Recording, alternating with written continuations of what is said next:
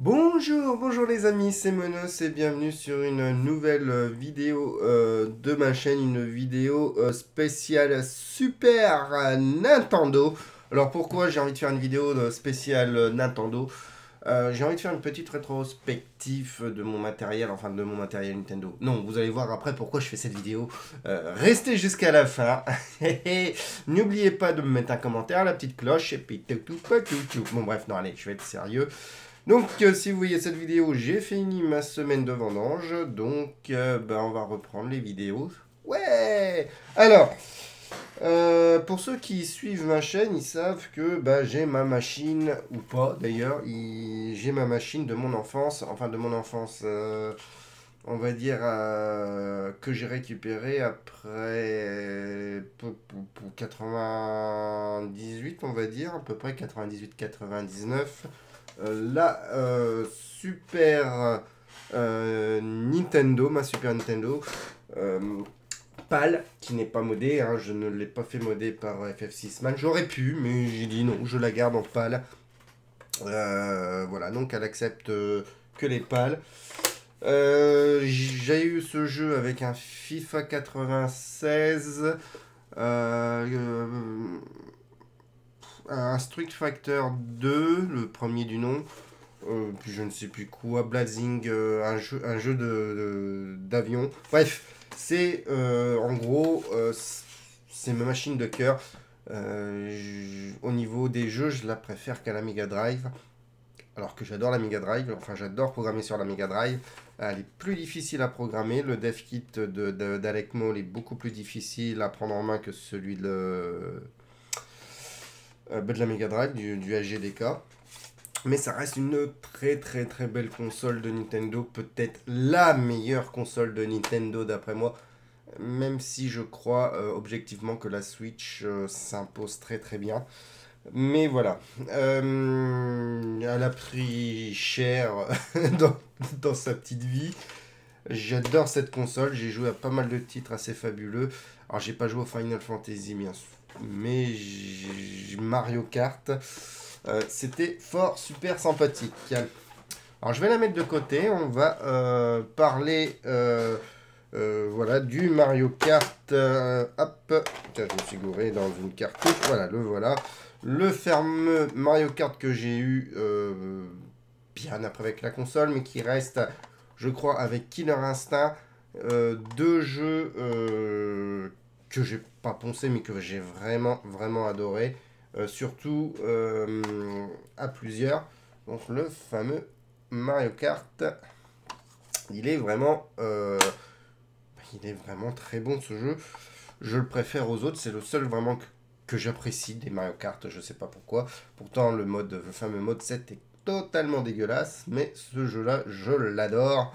J'ai découvert le jeu aussi avec Street Fighter 2, c'était vraiment génial, c'était mes premières armes. Bref, alors je vais le mettre de côté parce qu'on va y revenir à ce jeu. Il y a 2 ou 3 ans, à l'RGC, je me suis acheté tout simplement ma Super Famicom que j'ai fait modder par FF6 Man. Donc on peut voir hop, la prise antenne qui ici, qui n'a pas dans les pales françaises. Sinon, la machine, la carrosserie, elle est identique. Hein, on a une carrosserie carrément identique, il n'y a pas de souci. Tiens, je viens de voir que derrière, vous allez me trouver un peu bizarre, mais il y a ça, j'avais jamais fait gaffe. Je viens juste de m'en rendre compte. Ah tiens, là c'est marqué 2090. Alors, est-ce que c'est 2090? Faudrait que je regarde sur le 6. Je crois que c'est le numéro du modage de la console. Hop. Voilà, donc rien de particulier, sauf que cette machine est en 60 Hz. Et par exemple, le fameux Mario Kart, et le voilà. Bah oui, j'ai le Mario Kart japonais en 60 Hz, qui diffère un petit peu de ce Mario Kart.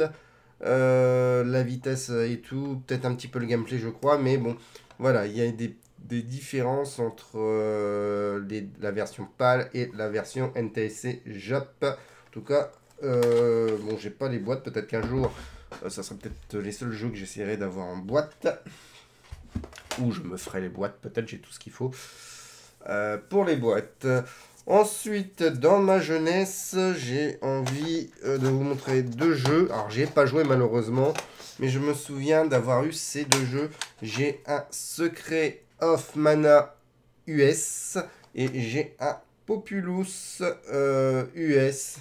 Alors les cartouches de la Super Nintendo US, hein, Super NES, elles diffèrent par rapport au Jap et aux européennes, qui sont les mêmes formats de cartouches à l'identique. Voilà, donc c'est vraiment pour ça, là on va faire comme ça plutôt. C'est vraiment les mêmes formats, les deux rentrent dans les pales, mais ça ne rentre pas dans une console US. Voilà, donc... et puis, bah, il n'y a pas si longtemps que ça... Ah bah, puis j'ai pas pris... Hop, si, je l'ai... Hop, c'est ici, il n'y a pas si longtemps que ça. Bon, en même temps que la version Jap, je me suis acheté pour la petite collection, bon, même si c'est de la collection de loose, le fameux Mario Kart, bah, tout simplement US. Comme ça, j'ai les trois versions. Alors, je ne sais pas si c'est identique à la version Jap. Pour ça, il y a les commentaires. Hein, mais les deux jeux, les deux Mario Kart sont bien sûr calibrés pour du 60 Hz, alors que la version pâle européenne, on va dire, est vraiment bien calibrée sur la version 50 Hz. Voilà. J'ai toujours... Alors, pour faire passer des cartouches Jap et tout simplement US, j'avais acheté le Super Power en occasion. Alors, je me demande même si c'est pas au moment où j'ai acheté le fameux Secret of Mana. Voilà, donc on peut tout simplement faire passer nos jeux. Alors, je me souviens quand j'allais chez mon cousin, il l'avait aussi. Il faisait passer Super Contra, enfin Contra 3. Je jouais beaucoup à Contra 3 version US sur sa pale. C'était super cool. Au niveau des manettes, j'ai envie de... Voilà, la fameuse manette. Alors là, c'est une manette japonaise qui est compatible sur les manettes, sur les consoles européennes. On reconnaît, quoique celui-là, le fil, il est pas trop mal, mais le fil, il est quand même beaucoup plus court que les versions PAL, à ce que j'ai remarqué. Et c'est marqué ici Super Famicom, et on a les 4 couleurs. Voilà, donc... hop, la caméra a du mal à faire la mise au point. C'est bizarre, va falloir que je regarde ça. Bref. Donc je suis assez contente de... Bon, j'ai d'autres jeux Super Famicom et NES. Bon, c'est pas le sujet de la vidéo. Et voilà, donc comment ça s'appelle? L'Everdrive professionnel, le SD de SNES Pro qui a changé de nom, je crois. C'est un bon Everdrive. Moi je l'aime bien. En plus, il a, comme la Mega Drive, le port de développement ici pour mettre un USB, relier ça au PC, puis pour pouvoir envoyer nos créations ou nos ROM cards tout simplement. Voilà, donc qui fonctionne sur du PAL et de la Famicom. Vous allez voir, il y a une autre anecdote. Je vais mettre ça de côté et on va en reparler dans l'immédiat. Et cette semaine, ben, j'ai reçu, je me suis commandé une nouvelle Super Nintendo. J'ai eu l'occasion, tout simplement, de voir. Et pour ceux qui me suivent sur Facebook le savent, j'ai la version, tac tac tac, j'ai récupéré la version américaine de la Super Nintendo avec un transfo qui est correct pour nous, qui délivre le 220, puis qui donne le bon ampérage, bien sûr, bon, ce qui fonctionne. Bah, j'ai été assez surpris de la machine, donc c'est la première version. Il y a toujours le petit port exit. Alors normalement, est-ce qu'il y a un numéro? Non, il n'y a pas de numéro parce qu'elle n'a pas été modée. Voilà, donc on va remettre ça. Hop. Bah, c'est donc voilà, donc c'est la version américaine qui accepte donc les cartouches américaines, donc ça, on peut les rentrer. Et on a toujours le petit truc pour éjecter la console, comme pareil pour la Famicom et la version PAL. Alors moi, dans mes mémoires, j'avais cru que la Super Nintendo, c'était un éjecteur comme la NES, comme la Famicom plutôt, pardon, qui a aussi son éjecteur. Et je ne sais pas pourquoi, je voyais ça dans ma tête. Bon, c'est tout. Que dire de cette machine? Le bouton power, et le bouton reset, c'est pareil, on n'appuie pas dessus. Il faut monter ou descendre pour donc le power, on monte, on descend. Et le reset, c'est pareil, il faut faire un petit mouvement. Que dire d'autre? Les manettes, bon, on a les trucs traditionnels avec l'adaptateur, le courant, le RCA et pour pouvoir brancher sur la télé. Voilà, donc par contre, malheureusement, les cartouches PAL ne rentrent pas dedans. Voilà, je peux pas rentrer ça dedans. Donc, je me suis commandé, bon, cette fois-ci sur AliExpress, un Everdrive que j'ai pas reçu, mais un Everdrive au bon format de cartouches américaines. Là, il y en a qui vont rigoler. Je sais qu'il y en a qui vont rigoler en me dire, mais putain, il est con. Ouais, je viens juste de m'en apercevoir. Oui, monsieur. Oui, je viens juste de m'en apercevoir, mais je vais en parler juste après. Donc, je vais mettre ça de côté. Les manettes, ou la seule manette que j'ai. Ah, le fil, il est long, hein. Le fil, il est vraiment long. Donc, c'est une manette Super Nintendo américaine. Donc, on peut voir avec les fameux boutons concaves en haut et normal en bas sans les couleurs. Il y a une histoire de zonage, mais je ne me suis pas encore penché dessus. Est-ce que je peux brancher une manette de Famicom sur l'US? Je crois que celles-là, ils sont protégés. On ne peut pas les mettre sur les autres consoles. Alors, je ne sais pas. Il va falloir que je me penche sur la question. Et puis, je ne sais pas pourquoi. Avant de faire cette vidéo, j'ai voulu tester un truc. J'ai ressorti... alors, j'ai été sur le site de Krix et j'ai dit, putain, je comprends pas. Krix ne sort pas de cartouches compatibles Super Nintendo US. Ils le font pour la Famicom et la NES, parce que c'est pas les mêmes formats de cartouches. Mais pas pour la SNES. J'ai été surpris. Et quand j'ai déballé mes machines, j'ai sorti le SD de SNES Pro et je l'ai rentré comme ça dans la console. Et puis, voilà, donc là, ça rentre, tout simplement, ça rentre. J'avoue que j'ai été surpris. Alors, j'ai dit, pourquoi les autres ne rentrent pas et que ça rentre? J'ai testé, ça fonctionne, hein, j'ai joué à des jeux. Enfin, j'ai testé j'ai relancé Ninja Warrior. Et en fait, je me suis aperçu, tout simplement, que voilà, l'arrière ou l'avant, non, l'arrière des deux cartouches. Ici, j'ai deux crans. Tac, tac. Deux petits crans ici. Et les cartouches américaines qui, eux, par contre, là, c'est même pas la peine. Hein, je crois qu'il faut limer, il faut comme un peu la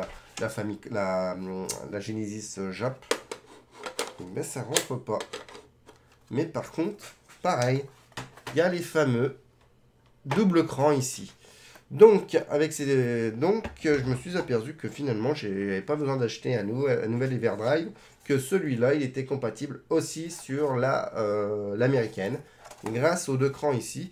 Et quand on ouvre, alors je ne sais pas si vous allez bien voir, quand on regarde un petit peu à l'intérieur, alors je vais essayer parce que hop, est-ce qu'on va voir? Voilà, on voit, alors est-ce que j'ai un stylo dans le coin?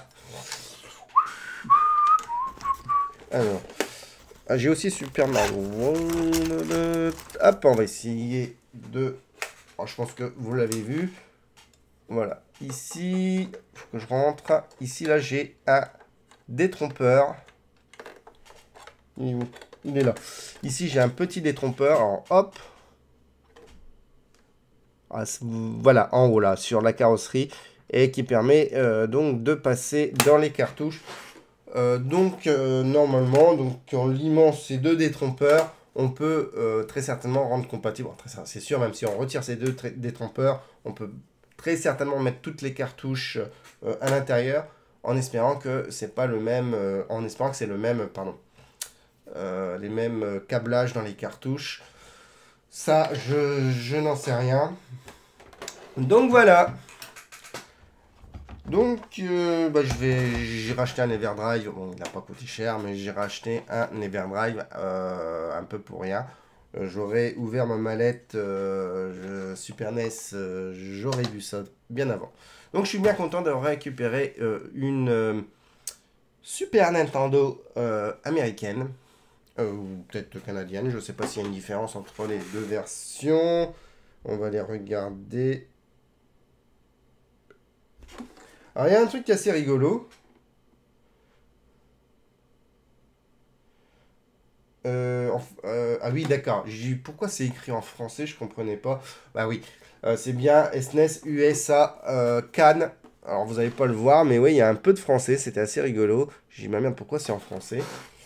Oui, donc en conformité avec la circulaire du ministère des Communications, CRT 61, je pense que c'est pour nos amis québécois.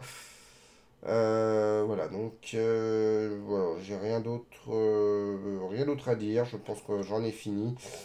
Voilà. Je vous fais un gros bisou. Et puis je vous donne rendez-vous pour d'autres vidéos. Ça m'a fait plaisir de partager un petit peu ça avec vous. Surtout si vous avez une américaine, sachez que les Everdrive de chez Krix ou les jeux qui ont les doubles encoches ici fonctionne sur une US. Tiens, j'ai pas regardé les cartouches de Sydney Hunter. Ça fera peut-être une petite vidéo. On verra bien. On verra bien. Allez, gros bisous à tout le monde. Merci et à la prochaine. Bye bye.